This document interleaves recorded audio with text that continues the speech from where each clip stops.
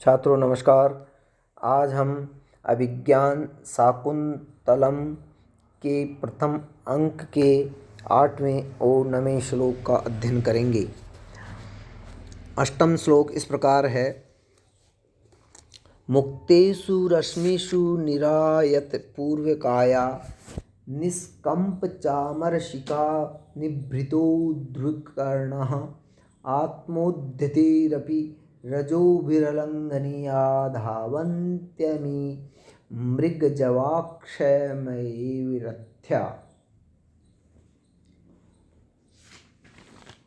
इसका जो है अन्वय इस प्रकार है इस श्लोक का कि रश्मिषु मुक्तेषु निरायत पूर्वकायः निष्कंप चामरशिखः निभृतो ध्रुकर्णः आत्मोद्यते अपि रजोभिः अलंघनीया अमिरथ्यः मृगजवाक्षमया इव धावन्ति। अर्थात रश्मिषु घोड़ों की लगाम, राश या प्रग्रहों के, मुक्तेषु छोड़ देने पर अर्थात ढीली करने पर, जो लगाम को ढीली करने पर घोड़ों की, निरायत पूर्वकाया जिनके शरीर का पूर्व भाग अत्यधिक लंबा चौड़ा हो गया है, जिनके शरीर का पूर्व भाग अत्यधिक लंबा चौड़ा हो गया है, निष्कंप चामर शिखा मस्तक पर बंधी हुई कलंगी या चोटी के अग्र भाग निर्चल हो गए हैं, निभृतो ध्रुकर्णा जिनके दोनों कान खड़े या निश्चल हैं, आत्मोद्यते अपने द्वारा उड़ाई गई, अपि भी रजो भी धूल से, अलंघनीया जो उल्लंघनीय नहीं है, अमिरथ्या ये रथ के घोड़े, अमिरथ्या ये रथ के घोड़े, मृग जवा क्षमया मृग के वेग को न सहन करते हुए से धावंती मतलब दौड़ रहे हैं। रश्मियों को ढीली कर देने पर पूर्णतया विस्तृत शरीर के अग्रभाग वाले, मस्तक पर बंधी चोटियों के निष्कंप अग्र भाग वाले, निश्चल एवं खड़े कानों वाले तथा अपने द्वारा उड़ाई गई धूलियों से स्पृष्ट न होने वाले ये रथ के घोड़े मानो मृग के वेग को न सहन करने से इतने वेग से दौड़ रहे हैं। अर्थात कहने का मतलब यह है कि ऊंची नीची भूमि आने पर सारथी ने लगाम खींचकर घोड़ों के वेग को कम कर दिया था। इस कारण मृग राजा की दृष्टि से कुछ दूर हो गया था, परंतु अब समतल भूमि आ जाने पर सूत ने लगाम ढीली की, जिससे घोड़े गति से भागने लगे। उस समय तीव्र वेग से उनके शरीर का अग्रभाग स्वभावतः लंबा चौड़ा हो गया था। मस्तक पर शोभा के लिए बांधी गई कलंगी अतिवेग के कारण निष्कंप हो गई थी।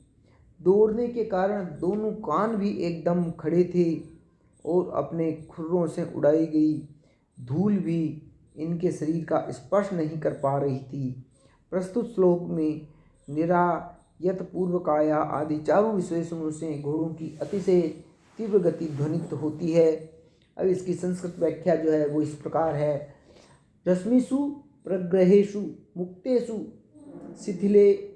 शिथिलितेषु सत्सु अमि एते रथ्यः अश्वः मृगजवाक्षमया इव हरिण वेगा सहिष्णुतया इव निरायत पूर्वकायाः अत्यंत विस्तृत शरीराग्रभागाः निष्कंप चामरशिखा निष्कंपा निश्चलाः चामराणाम् अरालशिरोलोमनां शिखः अग्रभागा येषां ते निभृतो ध्रुकर्णः निभृतो स्तरो ध्रुवो कर्णो येषां ते आत्मोद्धतेरपि आत्मना स्वखुरद्वारेण उद्धते उत्थापिते अपि रजोभिः रेणुभिः अलंघनीया अनतिक्रमणीया सन्तः धावन्ति द्रुततरं गच्छन्ति।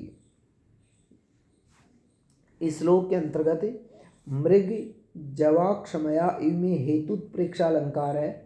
अश्वों के दौड़ने की स्वाभाविक चेष्टाओं का वर्णन होने से स्वाभावोक्ति अलंकार है तथा वर्णावर्ती से वृत्त्यनुप्रास अलंकार भी है, शब्दालंकार है।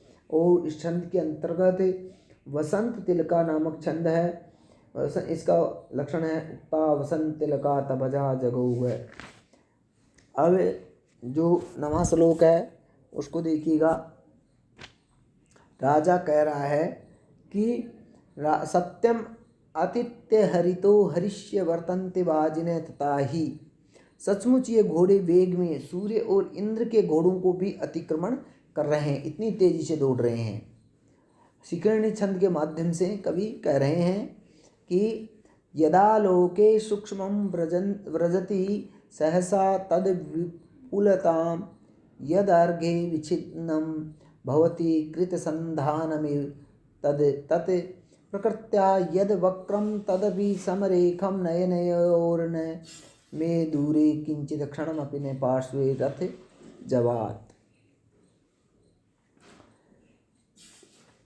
इस श्लोक का जो अन्वय है वो इस प्रकार है। रथ जवात यत आलोके सूक्ष्मं तत् सहसा विपुलतां व्रजति यत अर्धे विच्छिन्नं तत् कृतसन्धानम् इव भवति यत प्रकृत्या वक्रं तत् अपि नयनयोः समरेखं भवति किंचित मे क्षणम अपि न दूरे न पार्श्वे तिष्ठति। अनुवाद देखिए, इसका शब्दार्थ देखिए। रथ जवात रथ के वेग से, यत जो वस्तु आलोके देखने में, सूक्ष्मम अत्यंत छोटी दिखाई पड़ती है, तत् वह वस्तु सहसा अचानक, विपुलताम व्रजति विशालता को प्राप्त हो जाती है। यत जो वस्तु अर्धे विच्छिन्नम बीच में से कटी हुई सी लगती है, तत् वह वस्तु कृतसंधानमि मानो जोड़ दी गई सी भवती हो जाती है।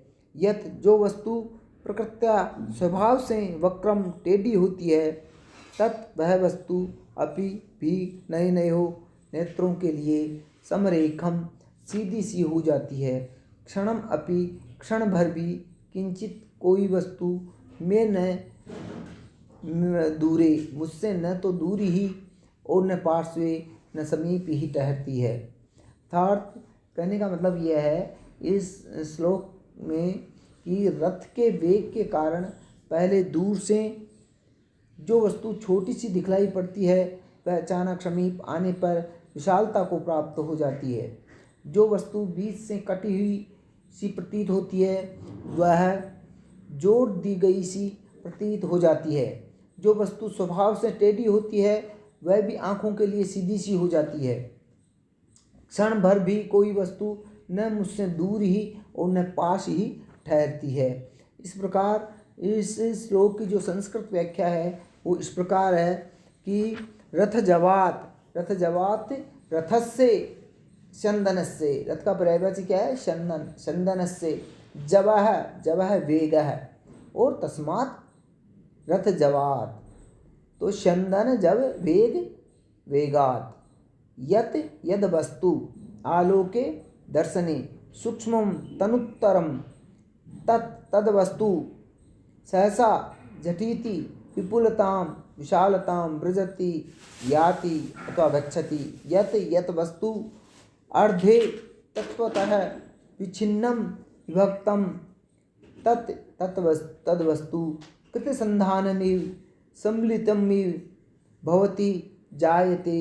यत यत वस्तु प्रकृत्या स्वभावतः वक्रं कुटिलं तदपि वस्तु नयनयो नेत्रयो समरेखं समारेखा आभोग यस्य तत् तादृशं भवति क्षणमपि क्षणमात्रमपि किंचित किंचित वस्तु न मे दूरे न मत्तो विप्रकृष्टे वर्तते पार्श्वे समीपे अपि नास्ति।